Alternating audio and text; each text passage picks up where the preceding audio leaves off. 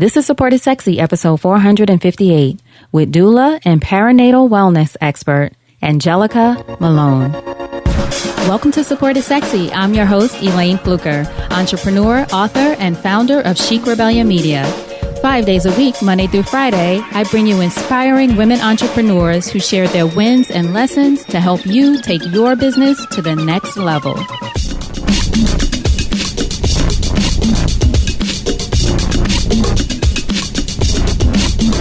Here we go.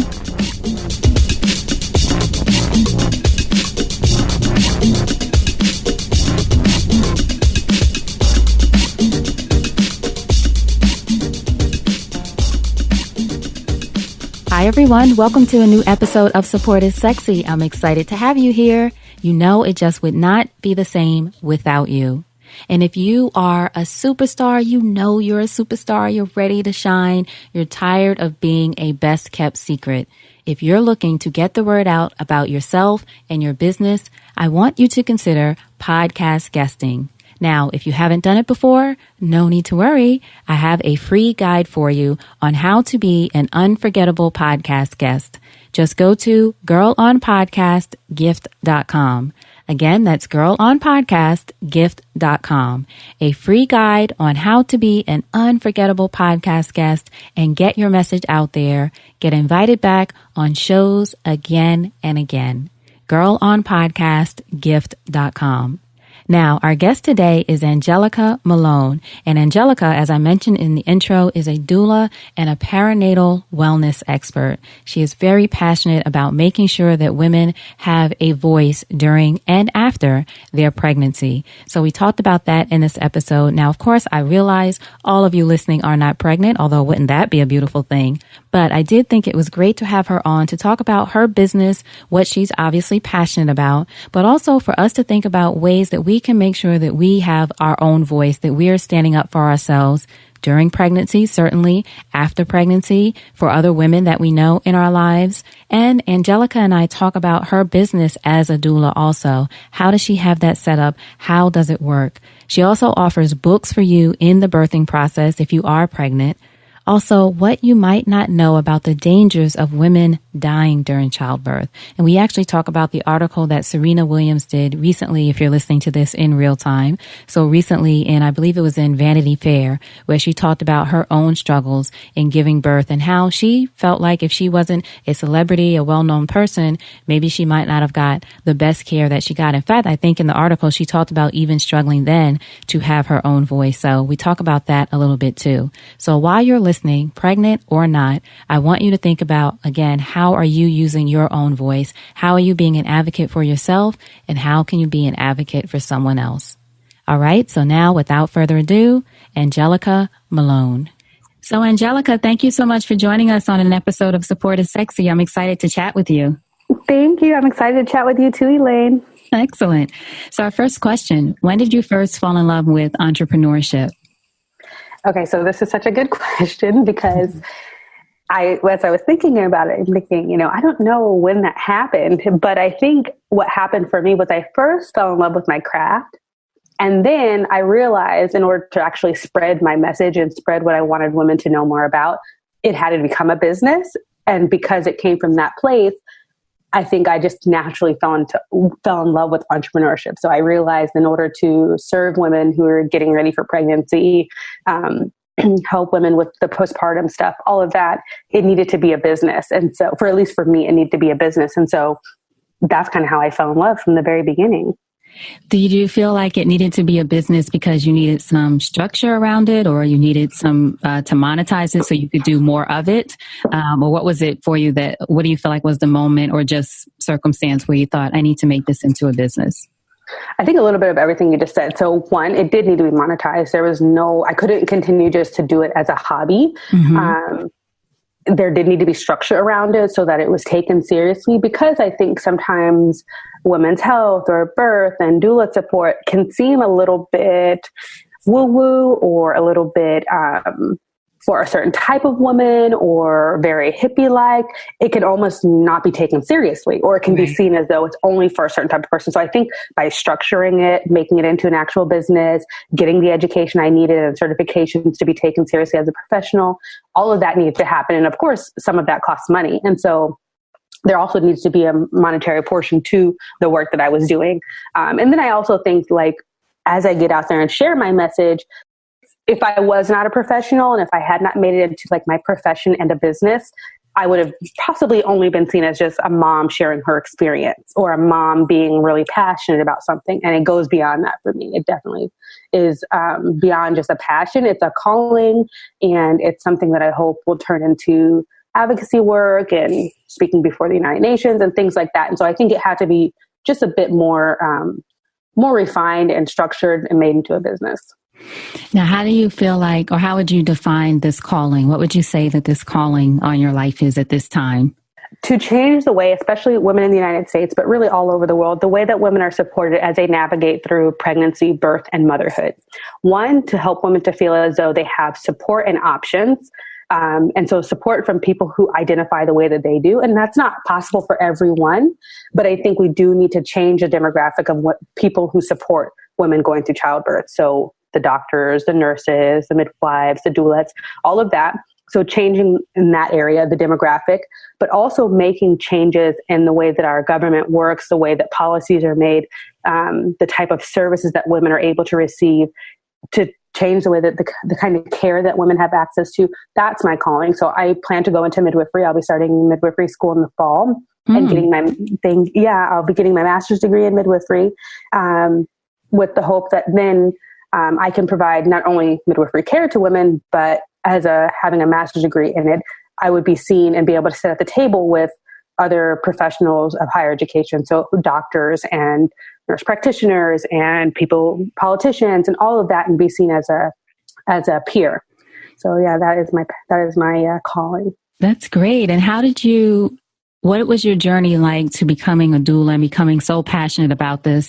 Obviously having children, but a lot of women have children and don't feel passionate about taking on sort of a stance as an advocate for women and through their birthing process and as mothers. So what do you feel like was the turning point for you? So for as long as I can remember in middle school, high school, I knew I wanted to go into healthcare. I wanted to be in medicine, but I didn't know exactly how. So both of my parents were in the military. My mom, my stepdad, my biological father were all in the military. My mom and my stepdad both retired from the military after 20 some years. And so they always encouraged me to go that route because it gave you an opportunity to think about what you wanted and what you wanted to do in life, but at the same time, make a living and be able to have money for education later on down the line in life to get a lot of life experience before you go through that whole process, because many people go through college or whatever it is after high school thinking that they want something and then realize later on that's not what they wanted to do at all. And so through the military, I could get experience in the medical field while also earning money for retirement, college, all of that. And so I decided to go into the military right after high school, and I was a corpsman in the Coast Guard for 6 years. And so during that time, I worked on a military ship along with another corpsman. Now, what's a corpsman? Okay, so a corpsman is like, that's a good question. Everyone doesn't know what that is. So a corpsman, at least in the Coast Guard, is kind of a mix of nursing and medical assisting. So you assist the doctors with minor surgeries, pelvic exams, you give out immunizations, you prescribe medications. In a shipboard setting like I was on for my first unit, there's you and another corpsman, and so you guys are in charge of all the emergency care for someone. Whatever happens to an individual while they're on board, they're in your care. Mm-hmm. So you're doing suturing, IVs. We also run a ship that did like counter drug operations. And sometimes we would have people come on board who were ill or were escaping a country. And so their care, you're in charge of their care as well. So that is what a corpsman does, at least in the Coast Guard. In my experience in the Army and other services, they have different roles. Sometimes they're in a combat zone. Sometimes they work in a hospital setting, but mine was ship, small clinics, and air stations.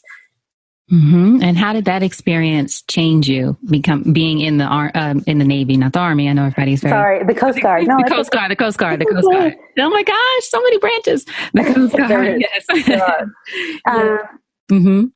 One, being in the Coast Guard, which is a very small service, and being a corpsman, you're able to do a lot more things. And so you get an opportunity to see the different areas that are in need. And so I got to work alongside a physician in a clinic, and I got to see how much I enjoyed working with women. So the majority of the patients that you see are male. In the military, it's mostly males. But whenever the women would come in and tell their stories, and they didn't just want you to tell them an answer or give them a prescription. They wanted to tell you their story. They wanted to hear your feedback. They wanted to build a relationship with you.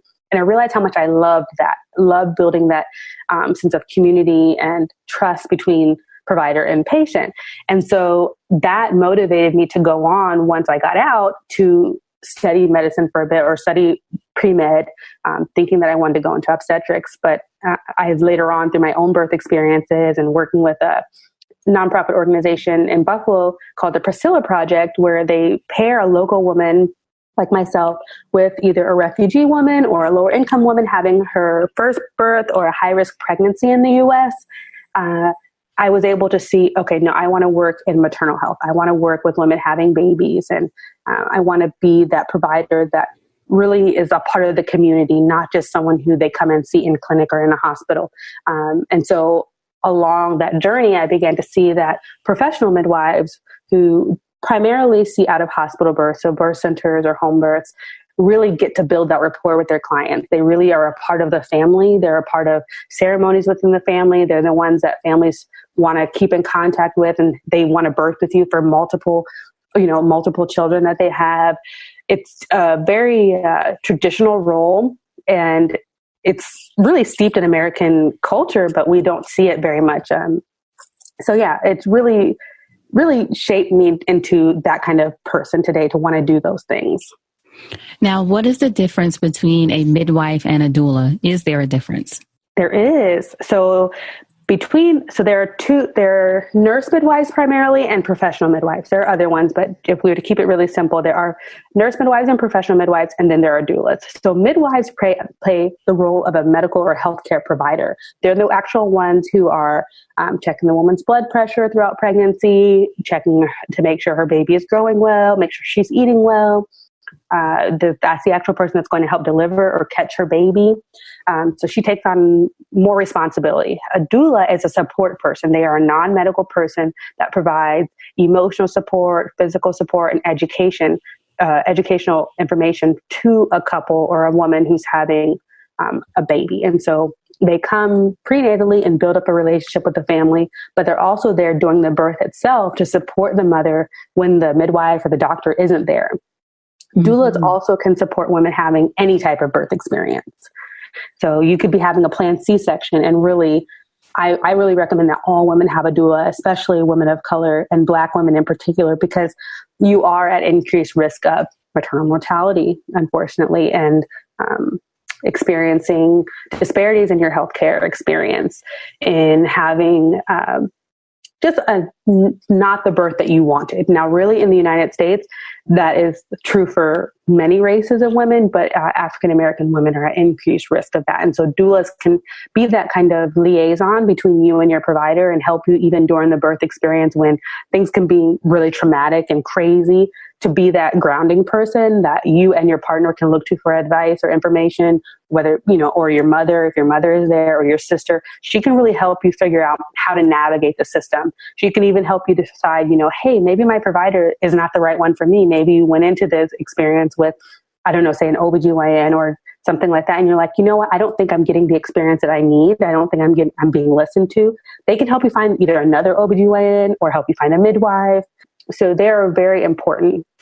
So with the doula, then, for everyone catching, which I'm just really thinking through this, it's not just for the birthing experience. The doula is really there throughout the entire process. Yes. So like you say, going to appointments, education, working with the mom, I would think other kinds of things you would do, exercising, whatever other kind of support the mom might need.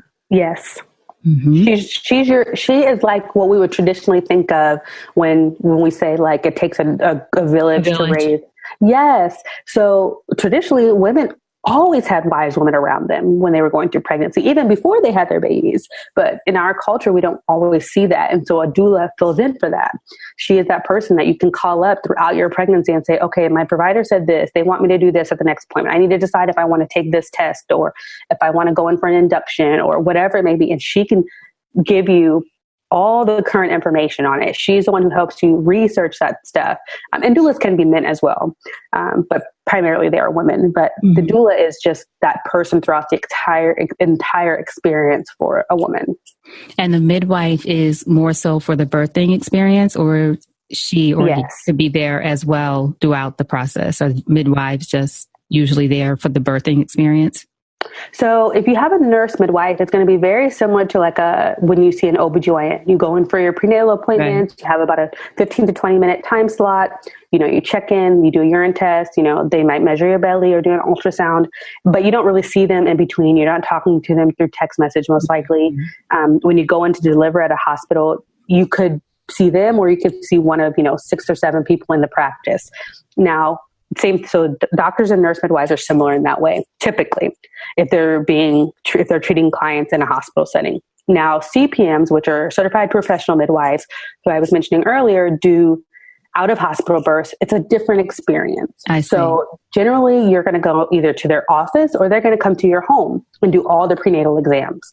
They most likely will give you their phone number very early on in the prenatal care process. So you would still see them just as often as you would a doctor or a nurse midwife, but the experience is much more intimate. So if they deliver at a birth center, which is usually a freestanding, house-like structure with medical equipment inside, or your home, you have direct access to them. And they are most likely going to be there with you throughout the majority of your labor. If you deliver in a hospital, doctors or nurse midwives typically arrive towards the end of your labor unless you are there for an induction or a scheduled C-section or something like that. It's so interesting what you said too about midwives being a part of, at least, did you say American culture? Yes. Well, yeah. They're a part of many cultures, European cultures, African cultures. But in America, midwives are what they're really called granny midwives, which were Black women, descendants of slaves, because it's very deep, the history. So granny midwives are a core part of the American culture. They're the ones who traditionally were delivering babies within the Black communities, but also delivering babies of slave owners. Mm-hmm. And those women are descendants of slaves who came over from Africa, but they were chosen specifically by slave traders because they had this skill and craft to deliver babies, and they had traditional knowledge about how to care for a woman, how to stop hemorrhaging, all of that kind of stuff. And so those African women set the foundation for granny midwives, which now is a modern interpretation of that would be a certified professional midwife. But today we have masters, right? Yeah, exactly. Yeah. So some women don't do a master's degree. I'm at the same time as I'm getting my professional midwifery certification, I'm also getting a master's degree. Some people choose to just go the CPM route and become licensed in their state. So interesting, because my parents, who are older now, certainly obviously older than me, but older just generations, they were both delivered, and I believe most of my aunts and uncles too, by midwives. So they didn't have, they were born in Alabama back in the 30s, I guess. There was you couldn't go to the hospital. Exactly. Yes. The hospital. So they had midwives, and the midwife, you could see, my mom has her birth certificate. You can see the handwriting. You can hardly tell. Their birthdays are wrong. Need to see this. Oh yeah. I'll send you a picture of it. Even the midwives, marriage license, all this different kind of stuff, the way they had to do things because they weren't allowed in certain spaces as Black people. It's just so interesting to see that part of the history. But yeah. Like my mother, this is random, but sort of on topic. My mother has 2 birthdays because the midwife said one date, I believe it was, and then either my grandmother said another date, or when they went to turn in the birth certificate, they thought the 4 was a 7. So anyway, she has 2 birthdays in November. So it's just all these different things that were a part of our history, but the main reason was because we weren't allowed in certain spaces. That is just phenomenal to hear that. I haven't heard very many women know with such clarity the history or seeing it in their own family. Yeah.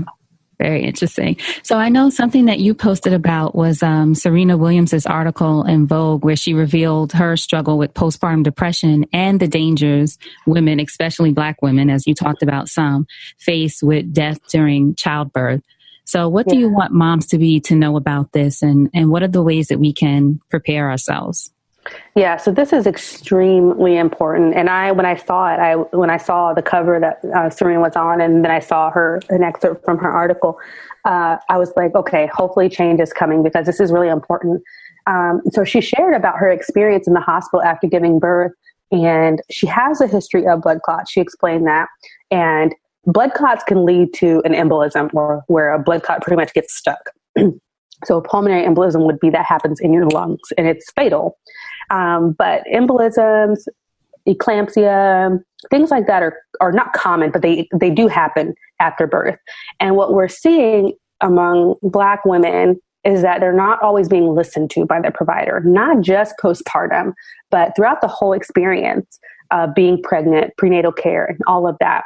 And so what we saw in Serena's example is that you can be one of the richest, most intelligent women on the planet and still be dismissed when you say something about your healthcare, or you say something about how you're feeling.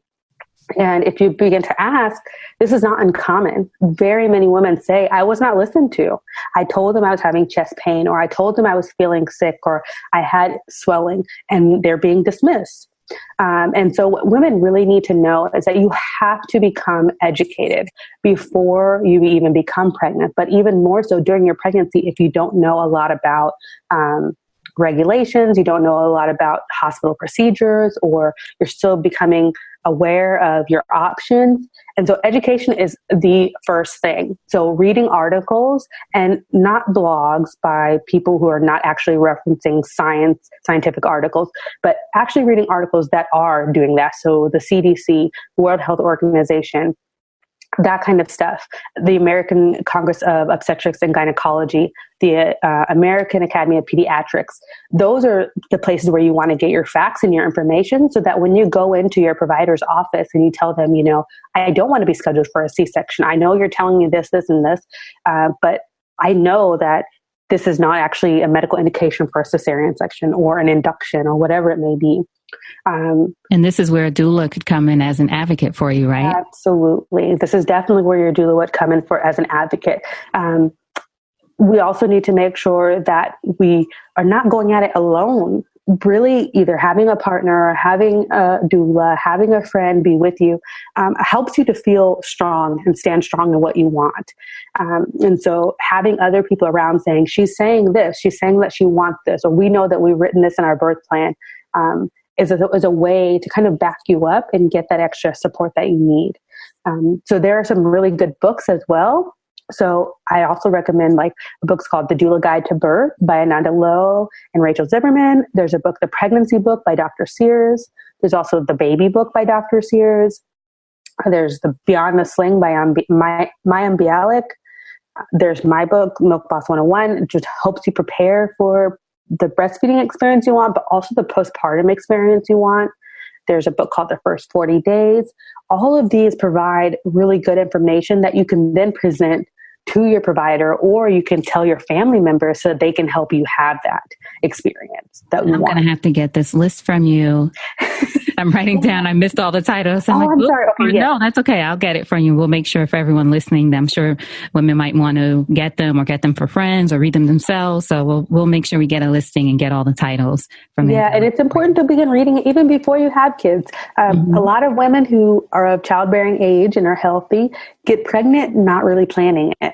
So it's important that you're healthy, that you're eating well, you're getting your folic acid or folate, and then you're becoming well educated, so that when you do have your pregnancy and birth, you have a more likelihood of having a positive experience and not being treated also like a statistic. That's something that also I think women of color don't realize is if we go into the healthcare setting with certain healthcare problems, we are more likely to be mistreated. That's not at all an excuse for it, but we want to also be aware that we can we can be an advocate for ourselves even before we get to that experience by being healthy, being knowledgeable, that kind of thing. Now, you're a doula and a prenatal educator, and I know, as you mentioned, you're going for your master's as a midwife, but you also, in your business, help moms navigate career and other parts of their lives after childbirth, right? Yes. So why is this important for you to be involved in that part of their journey as well? So I realized that from even my own experience, I didn't really have, so I always had a passion for healthcare and wanting to learn more about women's bodies. So I kind of had my eyes on doulas and midwives, and I understood that I could choose what I wanted before I had babies. But I realized that's not the case for every woman. If your thing is design, or your thing is marketing, or your thing is, whatever it might be, you're not looking at that until it's your time. And so my goal is to both support women before they have their babies and after with career.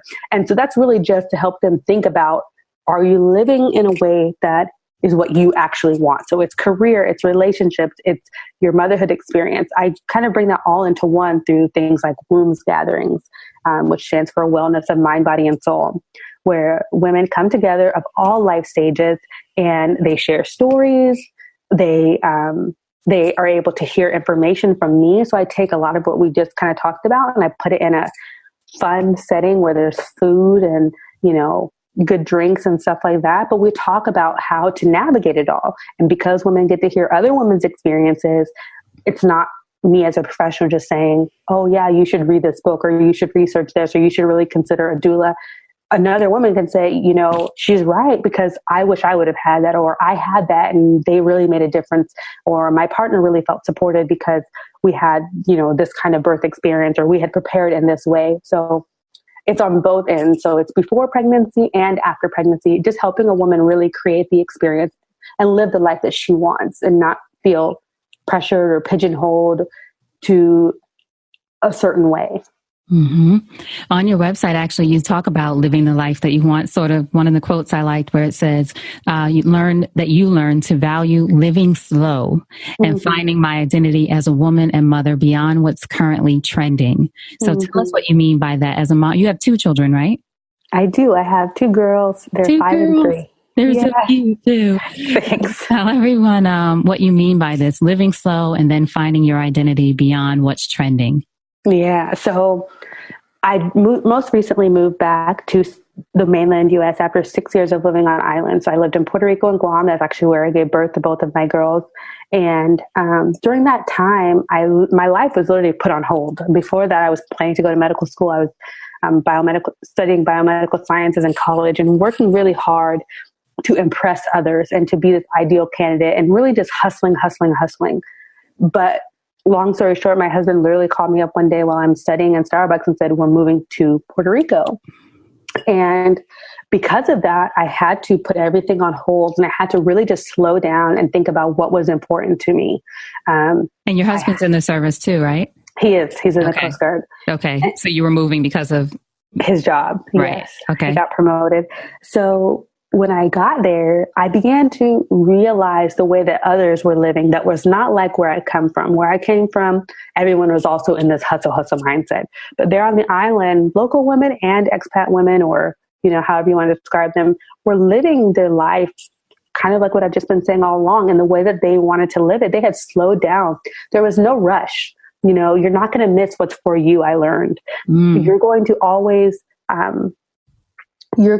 be in the right space if you go with what you feel is right. When you start trying to take on what's trending, when you began to listen to the outside voices for everything and lost of direction, you almost become lost. You begin to just flow around and go back and forth, swaying with whatever is in front of you, whatever you see on social media. And that just was not the way that these women lived. And it really touched me to the depths of my being and has tremendously changed the way that I live. And so, for example, I try and always take the Instagram off of my phone on Fridays and don't put it back on till Monday. I'm not perfect, but just taking times of shutting off the outside voices and taking time to focus on what's right in front of me is becoming a part of this living slow lifestyle. So yeah, that's That's what that means. I love that. Well, also because one reason is Puerto Rico is on my list of places to buy a house in. It was even before the storm. I really want to live there. I don't know what it is. I want to live in Puerto Rico. So how was that? Elaine, it's amazing. It's actually where I want to go back and retire, or my husband retire, and I want to be a midwife. I want to open this amazing wellness center that supports the local women so that they can come and get prenatal education and breastfeeding support and yoga classes and all that, because that is almost pretty much non-existent in Puerto Rico, at least on the west coast of the island where the storm actually hit, which is also where I lived. Where did you live? What town were you in? Aguadilla. Okay, excellent. Yes, it's a wonderful place. The whole West Coast is wonderful. But so I do plan to go back. I plan to buy a home. I plan to open this major wellness center, but that would only be a part of it. That would be the part where women from the local community would come and get education and support and prenatal care. But also I want to have a retail portion where all of these wonderful women that I've met from around the world who make things and do things. I have friends in Uganda and all these different places who are making wonderful things and growing their community and serving their families. I want to have a retail space there that women can come from the US, from Europe to this center. Maybe they're not pregnant, but they can purchase from this retail store, and the retail store serves the women who come to get prenatal care from us. So they're getting luxury LA style services from professionals, but they're paying a price that they can afford. Because what I've seen when I was there pregnant is there's not a lot of access to that, but when you do get it, it's not the kind that most of us would want. It's just not what you'd want. And so I want to make it a whole wellness space. So you have the prenatal education and support area, you have the retail space, and then I also want there to be like a boutique place that women can come, or their families can come and stay and have like a retreat, whether it be a baby moon or they want to come with their girlfriends and connect with nature and just slow down. But also the people who come and stay at our boutique resort would also help to fund the prenatal center. You have such a vision. I love it, Anjelica. Thank you. Is that a long-term vision down the line? Is this something that you guys have talked about? Is it in the works, or what stage are we with that vision? It is. Any stage is fine, let me just say. Yeah, right? No. I totally embrace every stage. I'm not trying to rush it or anything like that. But I have pretty much written down my business plan and everything. It's all on my mind.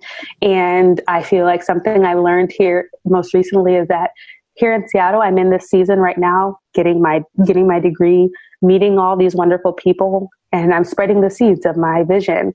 And when I get the chance, my husband retires in about 6 years, that will begin prayerfully when I begin to see the harvest and see the fruit of all of that. And the wonderful people I meet here will be a part of bringing that vision to life. So that could be in 6 years, it could be in 10 years, but I'm just enjoying the journey. And I love something you said too, for everyone to make sure you catch. You're not going to miss what's for you. And I think sometimes we all get, especially I think in the age of social media and seeing what we think, we don't really know, but what we think or perceive everyone else is doing that we're not doing yet, or we should be doing this or that. But as you said, you're not going to miss what's for you. You can't. There's just, I believe it's just not physically possible. If it's for you, it will not fit anyone else. Nobody has your story. Nobody has your experience. Nobody has your family history. Nobody has your passion, your skill set, your talents, your connections, your friends. There's so much that goes into play. Like when you're doing work that really serves humanity and you're coming at it from a humble place, a pure place of humility and service, it's only for you. No one, it's just physically impossible for it to be suitable for anyone else. So how do you, in what ways do you work with the clients or women that you were, I shouldn't say in what ways, at what stage of the journey do you come in and work with women that you've worked with so far? Is it very early in the process when they first know they're pregnant? Is it going into the birth, or is it all of the stages? It's actually all the stages. So I have these women's gatherings. So I meet women in that setting who are not even pregnant yet, but have questions. And so we answer questions. And sometimes I do like one-on-one prenatal consults where we talk about how to prepare for pregnancy, how to choose a provider, what's the difference between a midwife and a doula, that kind of stuff. And people pay for those events? For the women's gatherings, yes. For the private consultation, typically no. It's just like a one-time thing. Okay. But most of the time I'm meeting women early in their pregnancy. And so the most ideal scenario is when a woman purchases my full package. So I'm a perinatal educator, which includes childbirth education, breastfeeding classes.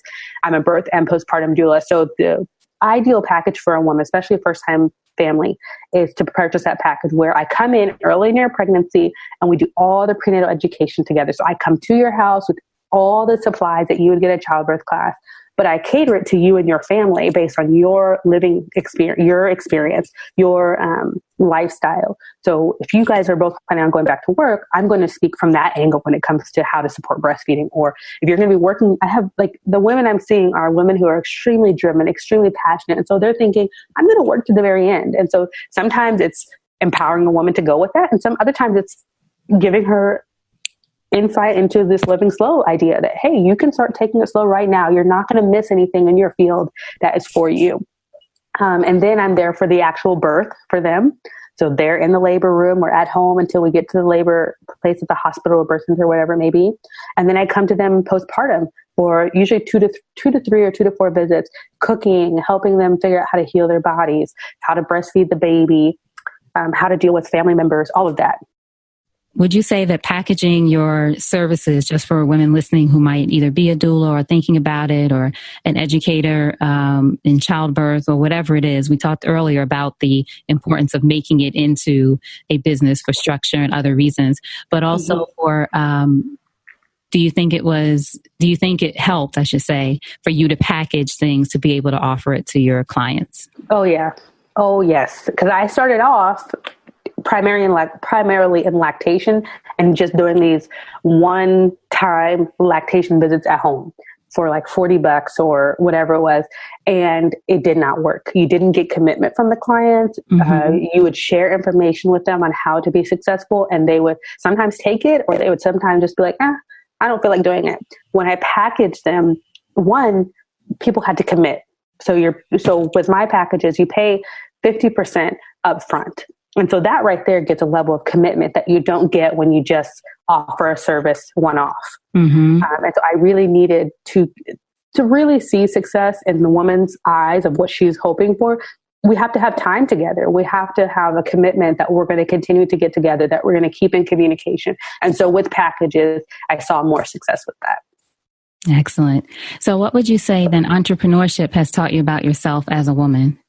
It's taught me that I'm capable of doing great things. I'm capable of making a change in this area to provide women with support and to change the landscape, I guess I should say, of maternity care in the United States. That right now I'm just at the level of a doula or a childbirth educator, but I can move mountains in this level of care. And that also lets me think that, okay, once you're a midwife, you can do the same thing as a midwife, and you can make these huge waves of change. And so it just allowed me to feel very powerful in changing things that I think need changing.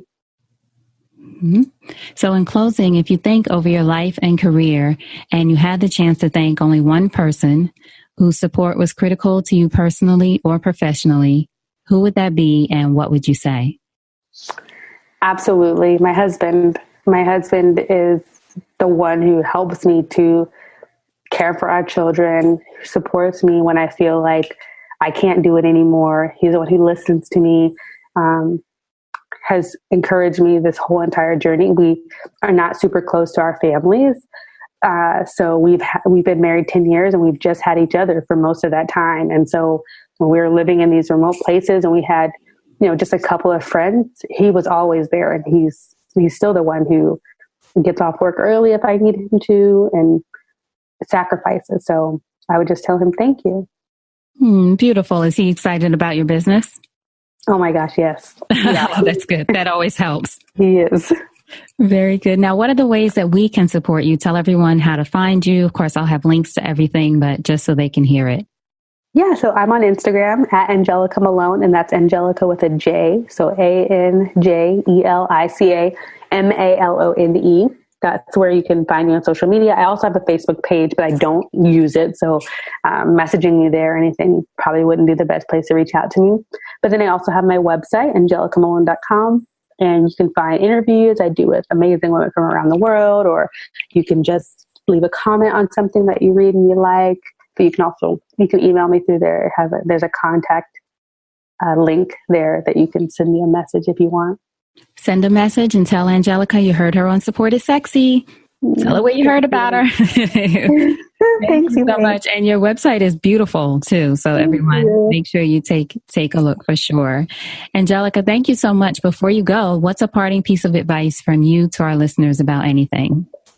Create your own lane and then stay in it. And then stay in it. Oh, that's good. All right. I hope you enjoyed that conversation with Anjelica. To find out more about her, to find out about her services, and about the resources mentioned in this episode, make sure you go to supportissexypodcast.com. Go to that search icon at the top and just search Anjelica, Anjelica. Her show notes page will pop up with those links and resources and the ways to get in touch with her. Supportissexypodcast.com. Thank you so much for being here. I truly appreciate you. Let's make sure you and I are connected. So if you're not already, please connect with me on social media at Elaine Fluker, at Support is Sexy. I would love to hear from you. And now, until we chat again, always remember that you deserve support. And I'll talk to you soon. Take care.